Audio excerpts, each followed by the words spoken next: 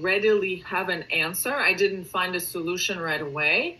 I would fall into this victim state where I'd be like, oh, like it would be this life is so hard to the point where I truly don't have a way out. And at that point, depending on your life circumstances, you might actually feel like giving up. Sometimes people become addicted to drugs or alcohol or other things because they're trying to cover up the feeling of despair, of feeling like they don't know what to do next. And then if they take a substance that makes them feel a little better, over and over and over, and it could be sex addiction, it could be food addiction, it could be anything that is on the outside that you are not dealing with on the inside. Right.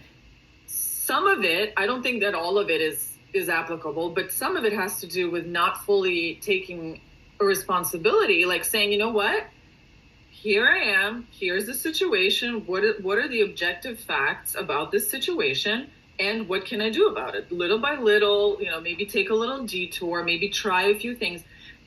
So that, to me, now that I've gone through all of that and I've worked through my own issues and recognized them, I feel like that is a healthy approach to dealing with challenges. Whereas when you start to feel stuck and you start to blame everybody for it and blame your parents for it and blame society and anything that is really on the outside of yourself, that's kind of that cycle of feeling stuck, of feeling like someone else must deal with this for me or must help me in order for me to feel that I have things under control. Exactly. You just proved the point. I never knew about, you never told me about the fact that because your grandma was taking care of everything in your life, then you feel like, okay, my surrounding is obligated to take care of me, and then you had to.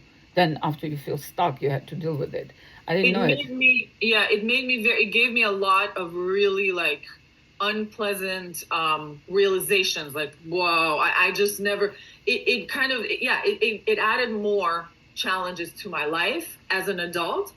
And so now as a result, I make very different decisions for my children because it's a little bit, for parents, there are so many challenges. But one of them is, how do you show love to your child? Is it more love when I kind of challenge them or it is more love. Don't let them, they fall down and I don't like how to pick them up and more love is allowing. More love is allowing and trusting. Yes. You want to show them affection, of course.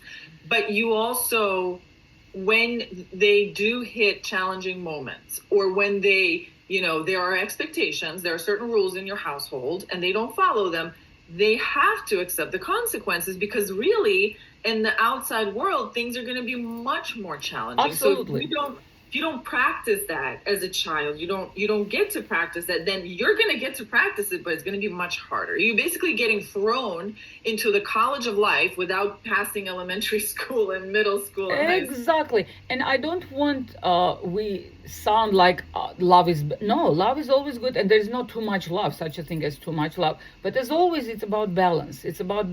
You're loving, you're showing affection, but because of love, not because you got angry and you're just bullying them, no, because you're seeing what they're doing is going to cause problem in their life. You're allowing them to deal with consequences of wrong choices. I can say even more,